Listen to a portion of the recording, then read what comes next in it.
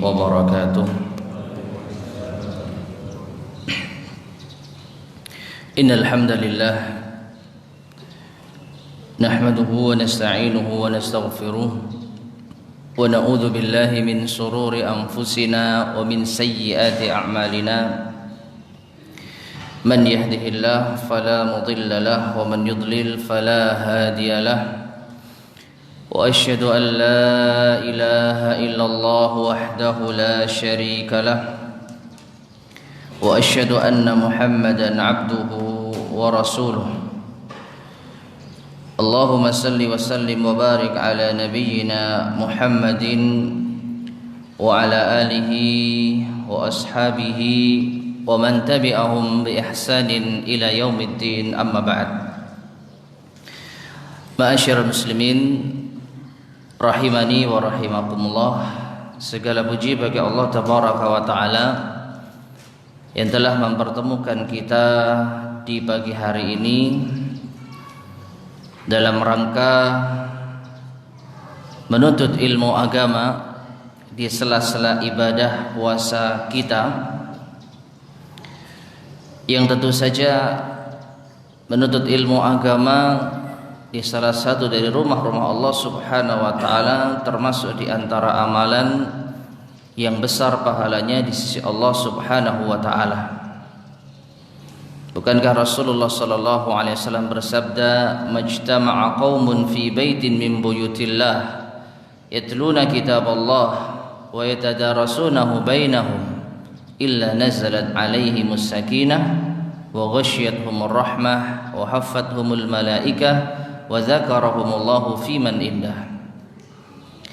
Tidaklah suatu kaum, sekelompok orang berkumpul di salah satu dari rumah-rumah Allah yang mereka membaca kitab Allah, membaca Al-Quran dan saling mempelajarinya, melainkan akan turun kepada mereka sakinah, ketenangan, dan mereka juga akan dikelilingi oleh rahmat Allah, diliputi oleh rahmat Allah, dan juga para malaikat akan mengelilingi mereka, dan Allah akan menyebut-nyebut mereka di hadapan malaikat yang ada di sisi Allah Subhanahu wa taala. Jika seandainya tidak ada keutamaan menuntut ilmu agama di rumah Allah selain mendapatkan ketenangan, maka tentu ini sudah cukup. Di mana kita hidup di dunia pasti banyak mendapatkan tekanan-tekanan, merasakan kegundahan, kegelisahan. Maka inilah salah satu cara bagi kita untuk meraih ketenangan. Berkumpul di rumah Allah dalam rangka membacakan ayat-ayat Allah, mempelajarinya, dan tentu saja berusaha untuk kita amalkan semaksimal mungkin. Maka memanfaatkan yaitu waktu luang kita di pagi hari ini dalam rangka menuntut ilmu agama di masjid, mudah-mudahan ini termasuk di antara amalan yang kelak akan memperberat timbangan amal kebaikan kita di akhirat kelak. Ma'asyiral muslimin rahimani wa rahimakumullah. Pada kesempatan di pagi hari ini kita akan bahas tema yaitu faidah menjaga lisan.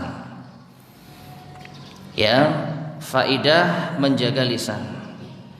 Pembahasan kali ini saya ambil dari risalah yang disusun oleh Fadilatul Syekh Abdul Razak Ibn Abdul Muhsin Al-Abbad Al-Badr hafidhahumallahu ta'ala, yang berjudul Fawaidu Siyanatil Lisan. Sesuai dengan terjemah yang kita tulis di dalam tema kajian kita, faedah-faedah menjaga lisan. Di sini beliau membawakan beberapa faedah yang bisa didapat atau yang akan didapat oleh seorang muslim tatkala ia menjaga lisannya.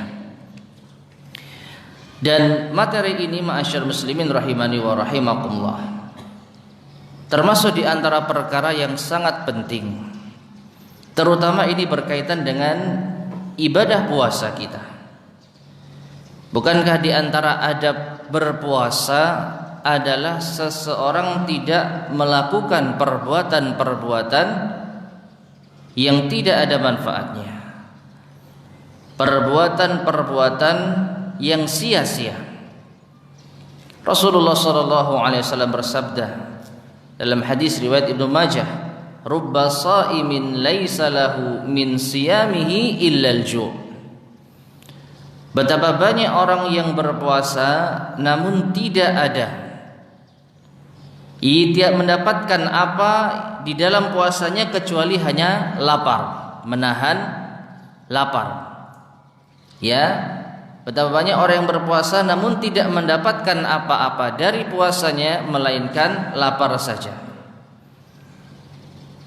Ini menunjukkan bahwa banyak di antara orang yang berpuasa itu puasanya sia-sia, tidak mendapat pahala, hanya merasakan lapar.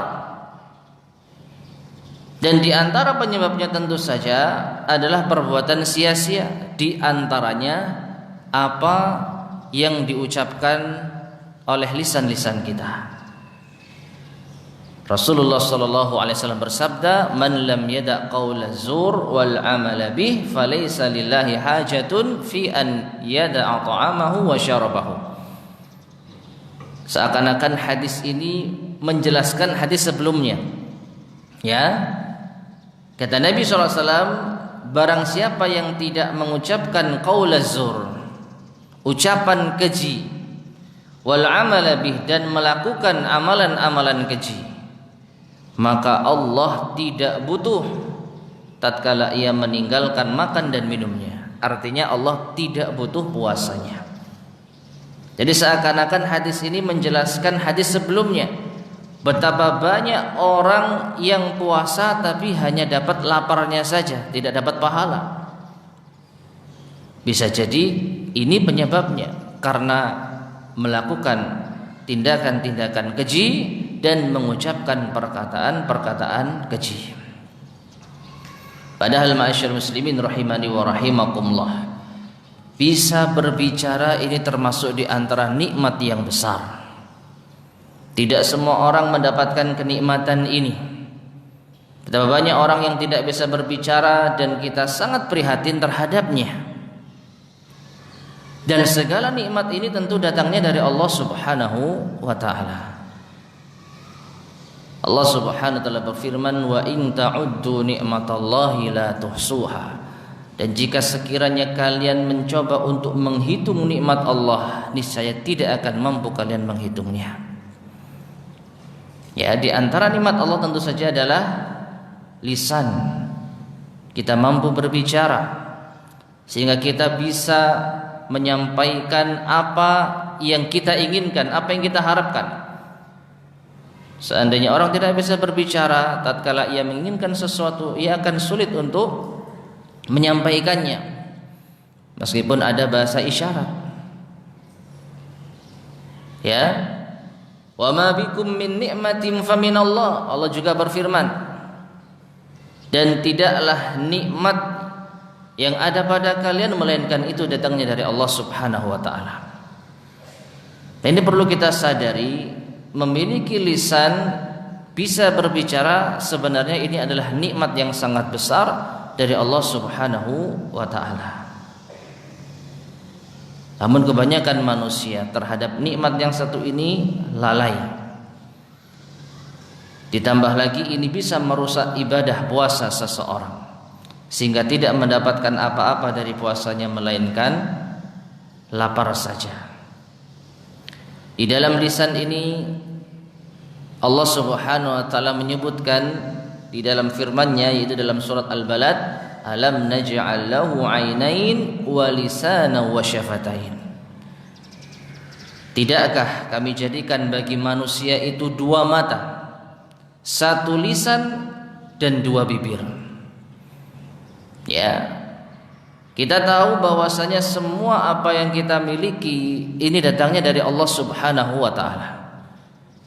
Kita hidup, kita ada di dunia, kita mendapatkan rizki, kesehatan, semua datang dari Allah Subhanahu wa taala. Namun Allah Subhanahu wa taala secara khusus menyebutkan tentang nikmat lisan ini di dalam firman-Nya tadi, untuk menyadarkan manusia betapa pentingnya nikmat Allah Subhanahu wa taala tersebut.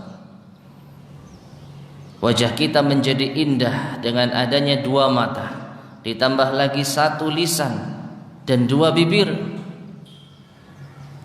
yang mana di antara fungsi bibir ini bisa menutup mulut kita. Seandainya orang tidak punya bibir, apa yang terjadi? Maka dari itu ma'asyar muslimin rahimani wa rahimakumullah, sekali lagi mengingatkan kepada kita nikmat memiliki lisan ini sungguh luar biasa. Dan sekali lagi ini datangnya dari Allah Subhanahu wa ta'ala. Nah, oleh karena itu sebagai bentuk rasa syukur kita kepada Allah Subhanahu wa ta'ala, hendaknya kita manfaatkan lisan kita dalam rangka ketaatan kepada Allah Subhanahu wa taala dan menghindari segala macam yang dapat mendatangkan murka Allah Subhanahu wa taala. Ini konsekuensi dari rasa syukur kita kepada Allah. Tatkala kita sudah sadar kalau kita ini mendapatkan kenikmatan besar dengan adanya lisan, maka konsekuensinya kita harus bersyukur. Nah, bagaimana cara kita bersyukur kepada Allah dengan lisan kita?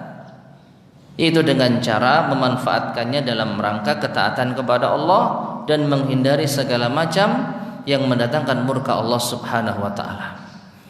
Dan kita kalau berbicara tentang dosa lisan banyak sekali. Ya, banyak sekali dosa lisan ini. Kalau kita enggak jatuh pada ini, bisa jadi jatuh pada yang itu. Kalau enggak jatuh pada yang itu, bisa jatuh yang lain. Apa coba?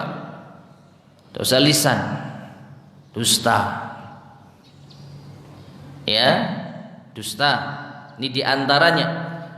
Ada lagi banyak. Ghibah, ngerasani, bahasa Jawanya ngerasani. Kalau Rasulullah menyebutkan dzikruka akhaka bima yakrah, menyebutkan sesuatu tentang saudaramu apa yang ia benci. Ya, kalau ada yang mengatakan lu faktanya demikian, saya tidak mengada-ada, si fulan memang demikian, maka Rasulullah menegaskan wa in kana kama qultahu faqad iktabtah fa illam yakun fihi kama taqul faqad bahattah atau kama qala Nabi SAW. Jika memang seperti yang kau ucapkan, yaitu ghibah, namun jika tidak sesuai dengan apa yang kamu ucapkan, maka engkau telah berbuat buhtan, kedustaan, fitnah atas namanya. Nah, ini dosa lisan. Ada lagi namimah, mengadu domba. Ya. Ada lagi fitnah. Banyak sekali dosa-dosa lisan yang beredar, yang mana sekali lagi setan tidak akan diam untuk mencoba menggoda manusia terhadap dosa lisan. Kalau tidak jatuh pada satu dosa, maka ia akan bisa jatuh pada dosa yang lain. Maka bersyukurlah kepada Allah Subhanahu wa taala tatkala kita dianugerahkan diri yang bisa menjaga lisan.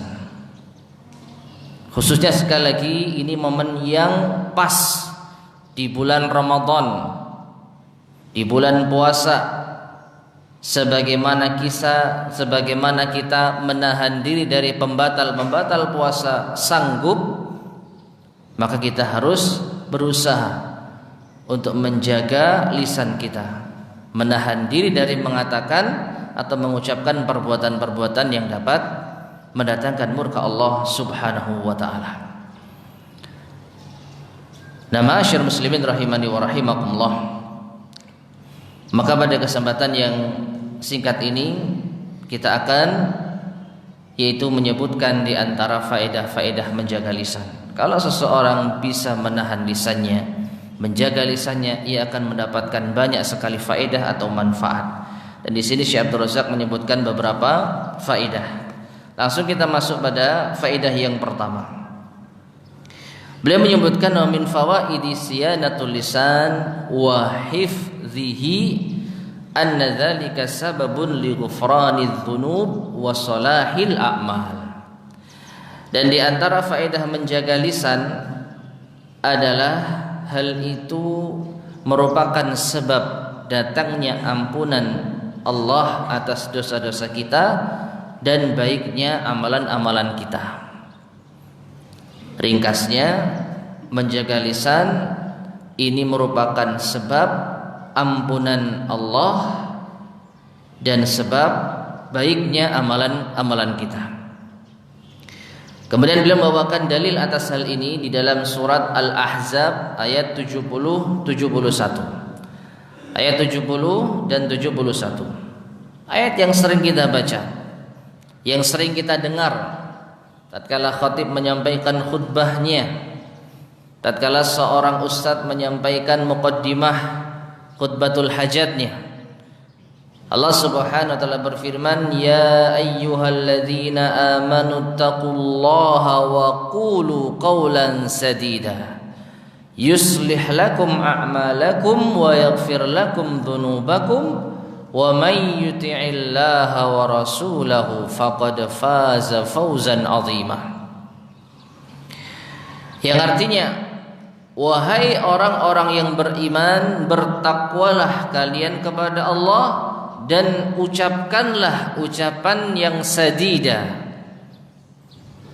Ya, bertakwalah kalian kepada Allah dan ucapkanlah ucapan yang sadida, ucapan yang lurus, ucapan yang baik, ucapan yang benar. Ayat ini menunjukkan bahwasanya Allah Subhanahu wa taala merintahkan kepada kita orang-orang yang beriman untuk bertakwa kepada Allah dan diiringi dengan menjaga lisan. Hendaklah kalian berbicara dengan bicara yang lurus, yang baik. Lantas Allah sebutkan apa yang didapatkan jika kita bisa berbuat demikian. Yuslih lakum a'malakum. Niscaya Allah akan perbaiki amalan-amalan kalian. Wa yaghfir lakum dzunubakum, dan Allah akan mengampuni dosa-dosa kalian. Jelas di antara sebab Allah perbaiki amalan kita dan Allah ampuni dosa-dosa kita adalah dengan berkata yang baik. Maka bisa kita ambil pelajaran, kalau selama ini ternyata amalan kita buruk, kalau selama ini ternyata dosa-dosa kita banyak dan tidak diampuni oleh Allah Subhanahu wa taala, bisa jadi di antara sebabnya karena ucapan kita. Bisa jadi di antara sebabnya adalah lisan kita. Maka dari itu, ma'asyar muslimin rahimani wa rahimakumullah, di antara faedah menjaga lisan adalah ini akan memperbaiki amalan kita. Dan Allah Subhanahu wa taala akan mengampuni dosa-dosa kita. Dan tentu saja di dalam masalah dosa kita tidak hanya menjagani berkata yang baik saja. Tentu kita berusaha pula dengan meminta ampun kepada Allah Subhanahu wa taala. Dan sungguh luar biasa ma'asyar muslimin rahimani wa rahimakumullah, kita dapatkan beberapa dalil dari Al-Quran maupun As-Sunnah yang menunjukkan bahwasanya dosa-dosa kita akan diampuni dengan beberapa amalan, di antaranya puasa. Man shoma ramadhana imanan wa ihtisaban ghufira lahu ma taqaddama min dhanbi wa man qama ramadhana imanan wa ihtisaban ghufira lahu ma taqaddama min dhanbi. Dan juga ayat ini, yuslih lakum a'malakum wa yaghfir lakum dzunubakum, karena amalan-amalan tertentu dosa kita diampuni oleh Allah Subhanahu wa taala. Namun jangan sampai kita tatkala mengharapkan ampunan dosa dari Allah Subhanahu wa taala hanya menjagakan amalan-amalan tersebut. Kita juga harus meminta kepada Allah ampunan, beristighfar. Ya. Jadi di samping kita beristighfar kepada Allah Subhanahu wa taala secara langsung, kita membaca yaitu zikir-zikir yang di situ mengandung permintaan ampunan dari Allah Subhanahu wa taala atas dosa-dosa kita, maka kita juga mengharap dari amalan-amalan yang kita lakukan Allah akan ampuni dosa kita. Maka ini semakin sempurna. Ya, segala sesuatu kalau kita lakukan dengan berbagai macam sisi yang bisa menunjang, maka ini sungguh luar biasa. Kita sudah minta ampun kepada Allah secara langsung dan kita mengharapkan ampunan dari amal-amal perbuatan kita. Nah, salah satunya yaitu dengan menjaga lisan. Allah akan perbaiki amalan kita dan mengampuni dosa-dosa kita. Taib, ini yang pertama. Kemudian yang kedua, ma'asyar muslimin rahimani wa rahimakumullah. Beliau hafizahullah mengatakan wa min fawaidi siyanatul lisan anna fi dzalika dhamanan lil 'abdi bidukhulil jannah. Dan di antara faedah menjaga lisan, bahwasanya yang demikian itu adalah jaminan bagi seorang hamba untuk masuk surga. Menjaga lisan jaminan bagi seorang hamba untuk masuk surga. Kemudian beliau hafizahullah membawakan dalil hadis yang diriwayatkan oleh Imam Al-Bukhari bahwasanya Nabi SAW bersabda, "Man yadman li ma baina lahyaihi wa ma baina rijlaihi adman lahul jannah." Yang artinya, barang siapa yang menjamin untukku apa-apa yang ada di antara dua rahangnya dan apa-apa yang ada di antara dua kakinya, maka aku menjamin baginya surga. Perhatikan ma'asyar muslimin rahimani wa rahimakumullah. Sabda Rasulullah SAW cukup jelas. Beliau mengatakan, siapa yang menjamin untukku apa-apa yang ada pada dua rahangnya. Yang dimaksud adalah lisan. Dan apa-apa yang ada di antara dua kakinya, yang dimaksud adalah kemaluan. Dengan kata lain, siapa yang bisa menjamin lisannya senantiasa terjaga dan kemaluannya tidak jatuh pada dosa zina, maka Rasulullah SAW akan menjamin baginya surga. Ya, sungguh luar biasa. Keutamaan menjaga lisan ini sungguh luar biasa. Di antara perkara yang kita mendapatkan jaminan dari Rasulullah SAW masuk surga. Namun ma'asyar muslimin rahimani wa rahimakumullah, sekali lagi, setan senantiasa menggoda manusia, sehingga jaminan yang nampaknya mudah ini, tidak semua manusia diberikan kemudahan oleh Allah Subhanahu wa taala. Hal yang nampaknya mudah, cukup menjaga lisan dan cukup menjaga kemaluan, kehormatan. Ya, perhatikan ma'asyar muslimin rahimani wa rahimakumullah, menjaga lisan itu artinya kita tidak bermudah-mudahan untuk mengatakan sesuatu.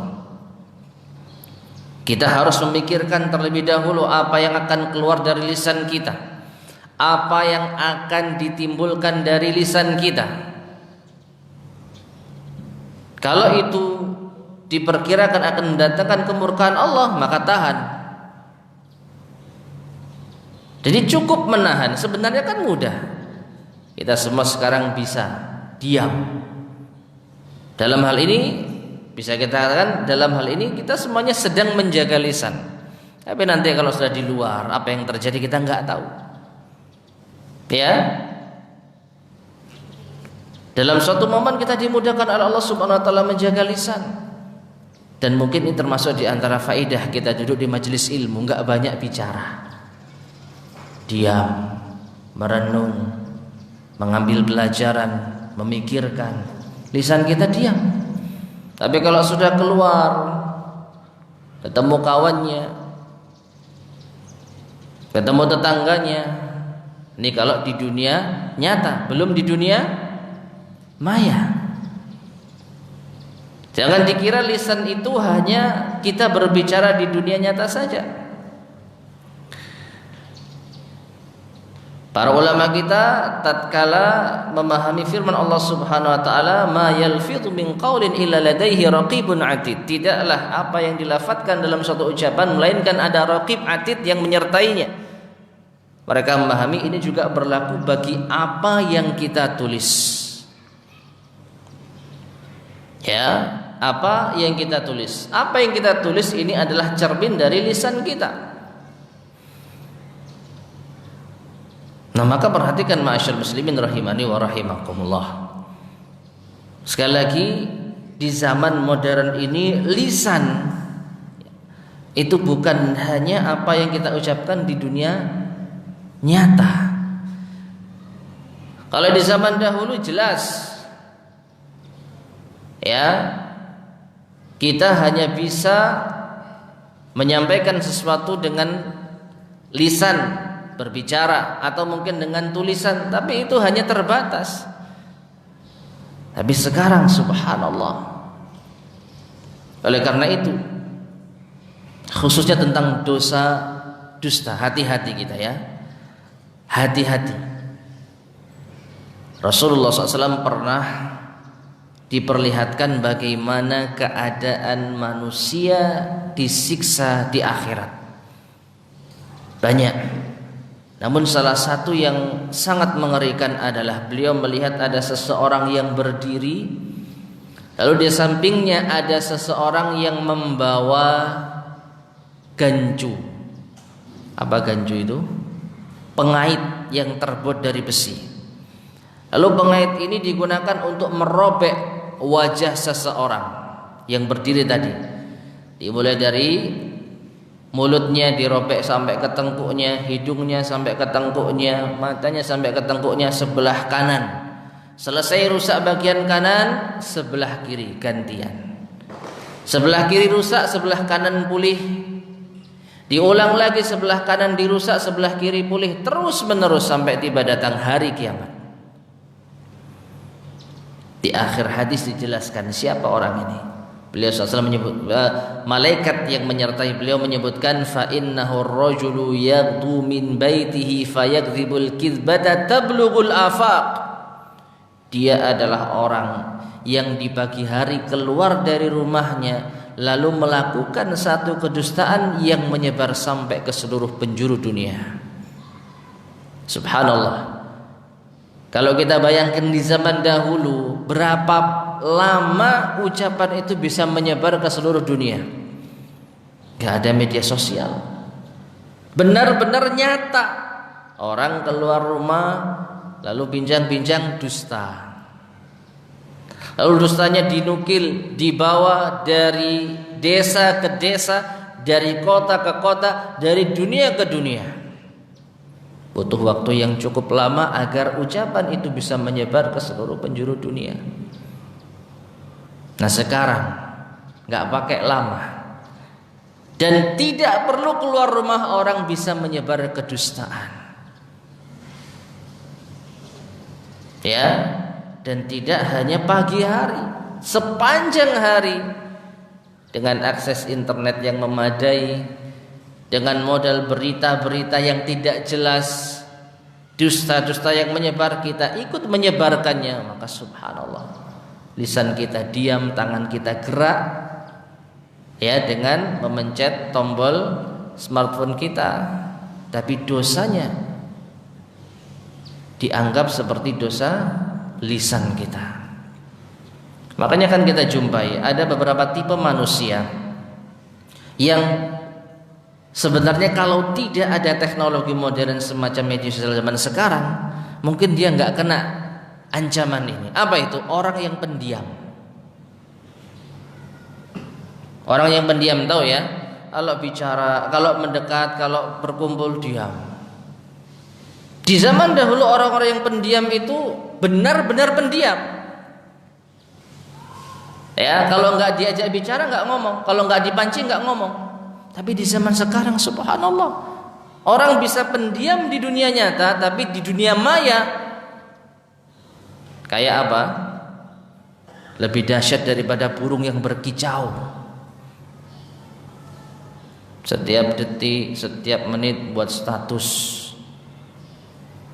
ngomongin si fulan, ngerasani si fulan, mencela si fulan, menghina si fulan. Yang mana kalau ketemu berhadapan dengan kita diam, mingkem. Ada seperti ini? Kalau zaman dahulu, maka orang-orang semacam ini baiknya hidup di zaman dahulu. Benar, dia lebih selamat, dia lebih manfaat kalau hidup di zaman dahulu. Gak ada akses internet, gak bisa kita komen sembarangan. Kalau ketemu diam, ya, gak banyak bicara. Selamat dia kalau hidup di zaman dahulu. Tapi Allah takdirkan dia hidup di zaman ini, ujiannya berat. Dan sebaliknya kita jumpai ada orang yang kalau ketemuan rame, banyak bicara, tapi kalau di media sosial nggak banyak bicara. Nah inilah, kalau kita perhatikan sekali lagi, setan tidak akan diam untuk berusaha menggoda manusia agar tergelincir di dalam lisan-lisan mereka. Maka dari itu ma'asyar muslimin rahimani wa rahimakumullah, jaminan surga dengan menjaga lisan ini kelihatannya mudah, tapi prakteknya belum kan? Ya. Prakteknya kalau kita dihadapkan pada suatu kejadian, kalau kita sudah kumpul bicara ngalor ngidul, ada saja orang yang kita bicarakan. Oh, si fulan toh, loh, makanya, loh, dari mana? Terus seperti itu. Belum lagi di media sosial, saling saut menyauti membicarakan si fulan. Subhanallah, seakan-akan hadis ini itu terlupakan.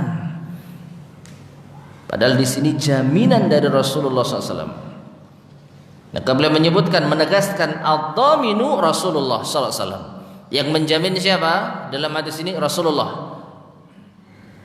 Kalau kita yang menjamin meleset. Tapi ini Rasulullah SAW yang menjamin. Kemudian jaminannya apa? Masuk surga. Ya. Kemudian perkara yang bisa didapatkan untuk mendapat jaminan tersebut, menjaga lisan. Jelas. Namun sekali lagi, betapa banyak orang yang tidak diberi taufik oleh Allah Subhanahu wa taala, dengan mudahnya mereka mengumbar lisan-lisan mereka. Maka kalau sekiranya kita berada pada kondisi yang seperti itu, semoga dengan mengingat hadis ini kita segera sadar. Ya, kalau kita sudah terlalu banyak bicara, baik di dunia nyata maupun di dunia maya, maka hendaknya kita segera sadar.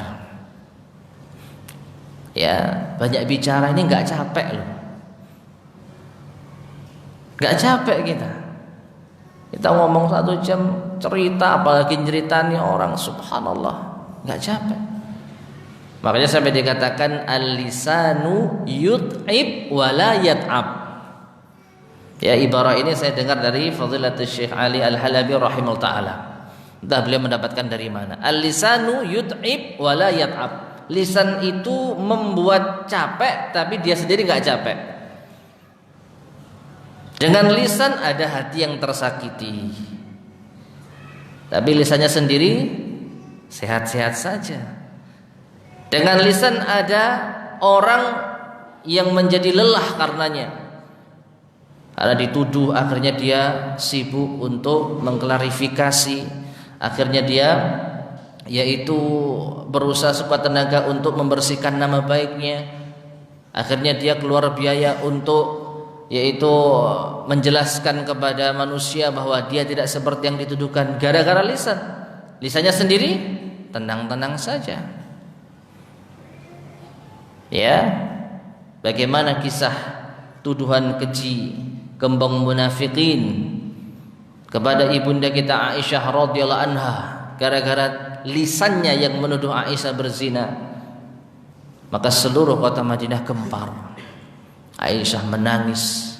Rasulullah SAW belum bisa mengambil sikap karena belum tahu kejadian aslinya. Para sahabat ada yang terpengaruh. Lisannya Abdullah bin Ubay bin Salul masih sehat-sehat saja, nggak capek dia, tapi membuat capek seluruh kaum muslimin. Maka perhatikan ma'asyiral muslimin rahimani wa rahimakumullah. Ingat surga.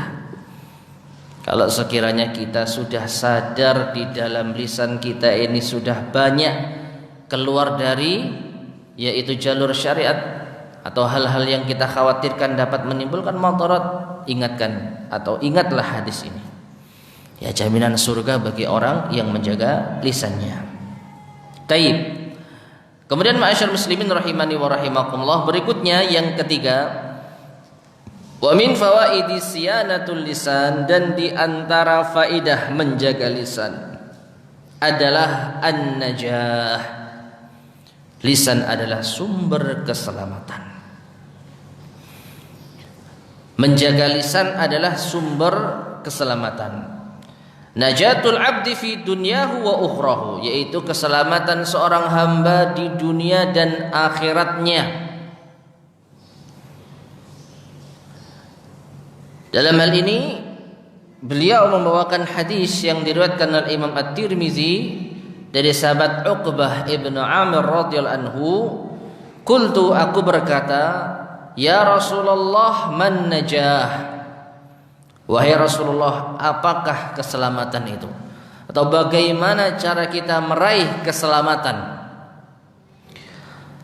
Maka qala Rasulullah sallallahu alaihi wasallam, beliau bersabda, amsik alaika lisanak wal yasa'ka baituk wabki ala khati'atik. Yang artinya tahan lisanmu. Ini yang pertama. Yang kedua, hendaknya engkau merasa luas di dalam rumahmu. Hendaknya rumahmu itu membuatmu merasa luas.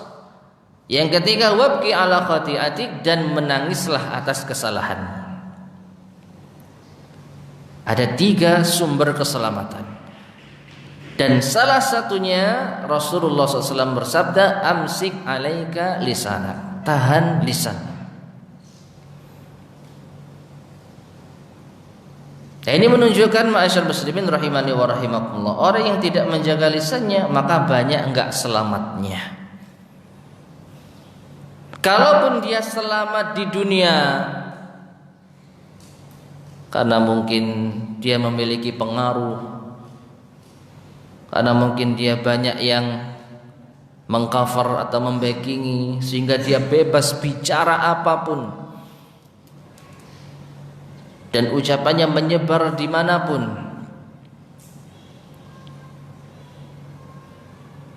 namun di akhirat dia pasti akan tersiksa. Ya, jadi kalau kita perhatikan, misalnya kita mendapati ucapan-ucapan yang dahsyat, lalu kita merasa, loh, ke orang ini tenang-tenang saja, ke orang ini tidak ada yang memperkarakan, maka jangan khawatir, ada pengadilan Allah Subhanahu wa taala. Di dunia dia bisa lolos, namun di akhirat tidak ada yang bisa selamat dari azab Allah Subhanahu wa taala. Maka perhatikan amsik alaika lisanak ini, tahan lisan. Inilah yang menyebabkan manusia selamat di dunia dan di akhirat. Sehingga orang yang sekali lagi tidak menjaga lisannya pasti tidak selamat, baik di dunia maupun di akhirat. Ya, kalau dia bisa selamat di dunia dari berbagai macam jerat hukum misalnya, selamat, tenang, di akhirat dia pasti akan tersiksa. Waliyadzubillah. Nah, kemudian yang kedua diiringi dengan wal yasa'ka baituk, hendaknya rumahmu itu membuat dirimu merasa luas. Ini isyarat, yaitu untuk kita betah-betah di rumah. Ini di antara sumber keselamatan. Ya. Dan jujur saja, potensi kita melakukan maksiat di luar rumah dengan di dalam rumah lebih banyak mana? Jelas di luar rumah. Jelas di luar rumah. Maka orang yang banyak di rumah, atau di rumah itu dia merasa lapang, luas, maka dia akan berpotensi lebih mendapatkan keselamatan. Dan yang ketiga, wabki ala khati'atik, dan tangisilah kesalahanmu. Ma'asyiral muslimin rahimani wa rahimakumullah, menangisi dosa ini bukan sifat cengeng yang tercela. Padahal banyak Rasulullah SAW menyebutkan keutamaan menangis. Di antaranya apa? Di antaranya orang yang menangis tatkala mengingat Allah Subhanahu wa taala di kesendirian, termasuk di antara golongan yang mendapatkan naungan nanti di akhirat. Rasulullah SAW menyebutkan dalam hadisnya, sab'atun yuzilluhumullahu fi zillihi yawma la zilla illa zilluh. Ada 7 golongan yang akan mendapatkan naungan dari Allah di mana tidak ada naungan kecuali naungan darinya. Di antaranya apa? Wa rajulun dzakarallaha khaliyan wa fadat ainah. Seseorang yang mengingat Allah di kesendirian, lalu bercucurlah air matanya. Ingat Allah, termasuk di antaranya ingat dosa kita. Artinya dia ingat kalau dia melakukan dosa nanti akan diazab oleh Allah. Apa yang telah aku perbuat? Menyesal. Dia ingat hari akhirat, hari penghisaban, hari di mana manusia akan dibalas sesuai dengan kadar amal mereka. Lalu dia nangis. Ingat dosa, ingat azab Allah. Gara-gara apa? Menangis. Ya. Dan juga sabda Rasulullah SAW, ainani la tamassuhuman nar. Ada 2 mata yang tidak disentuh api neraka. Yang pertama, ainun bakat min khasyatillah wa ainun batat tahrusu fi sabilillah. Yang pertama, mata yang menangis karena takut Allah. Dia ingat dosa-dosanya, takut akan azab Allah, lalu menangis. Dan yang kedua, mata yang terjaga dalam rangka menjaga fi sabilillah, di jalan Allah. Artinya mata itu senantiasa terjaga, tidak terpejam, karena dia mendapatkan amanah untuk menjaga keamanan kaum muslimin. Nah, ini 2 mata yang tidak akan disentuh api neraka.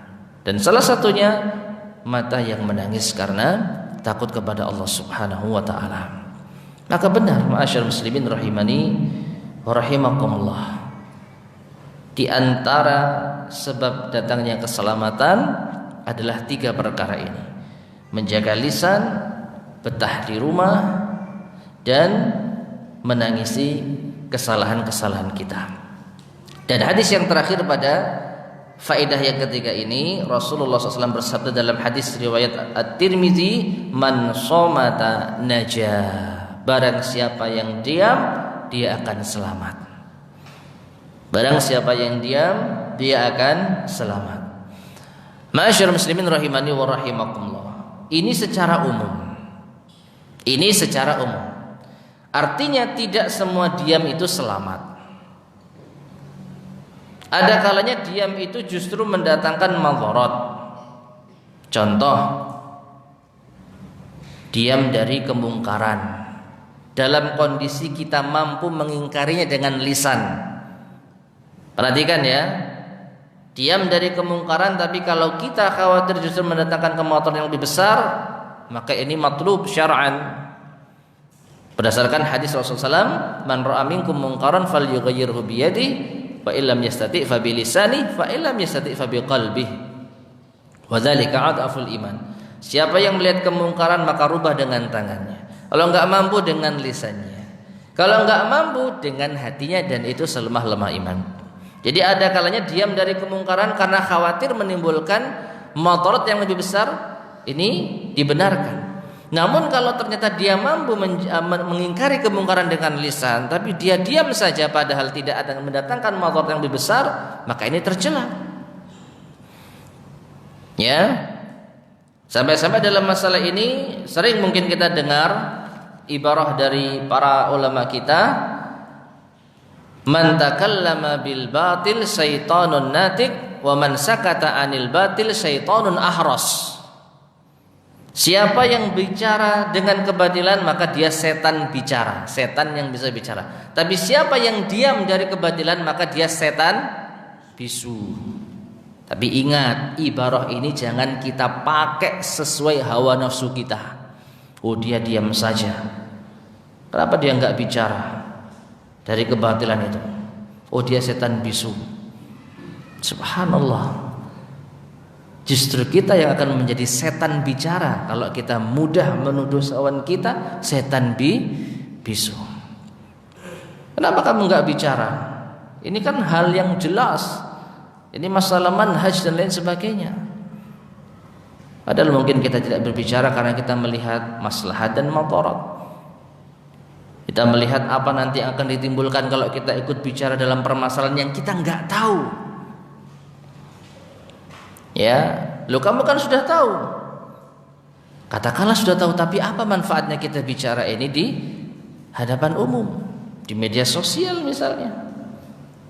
Maka hati-hati, jangan kita mudah membawa ibarah ini sesuai dengan hawa nafsu kita. Memang benar para ulama kita mengungkapkan demikian.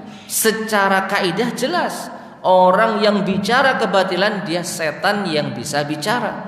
Orang yang dia diam dari kebatilan maka dia setan bisu. Dengan catatan diam dari kebatilan yang memang apabila dia diam akan mendatangkan madarat yang lebih besar.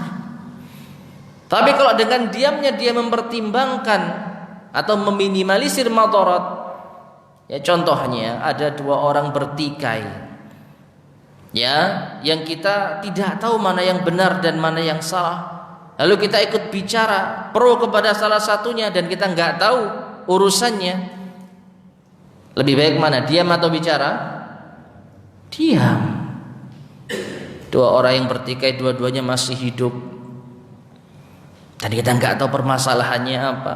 Atau kita tahu tapi mungkin hanya sekian persen dari sisi ini dan dari sisi itu. Lalu kita menahan diri. Lalu salah satu kawan kita yang pro ke sana mengatakan, "Lu kamu diam. Padahal jelas ini kebatilan, kamu setan bisu." Subhanallah. Ya. Nah, kita yang sadar akan keselamatan didapat dengan menjaga lisan, jangan mudah terpancing.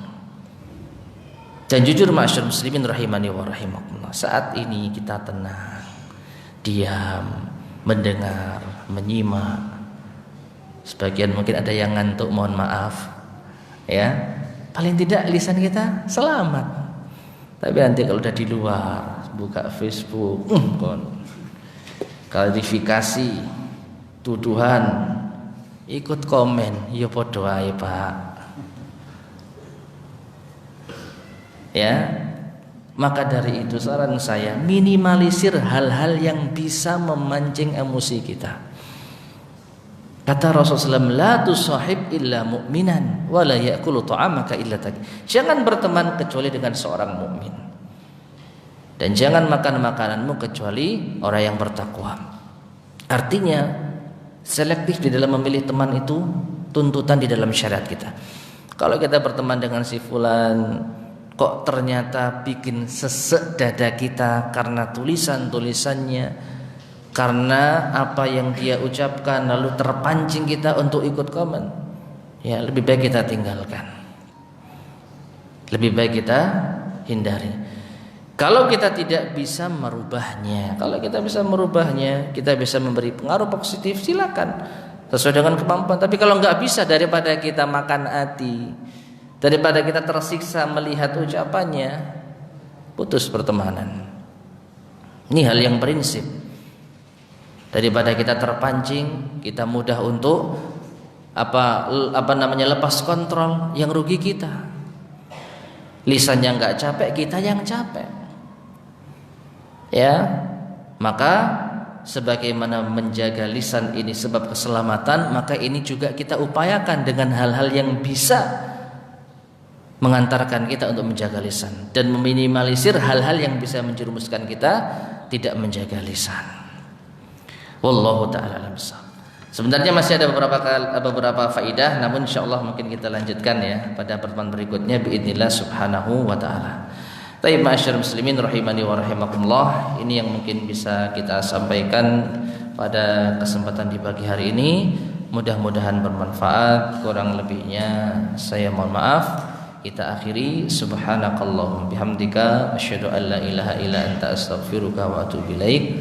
Alhamdulillahirabbil alamin. Wassalamualaikum warahmatullahi wabarakatuh.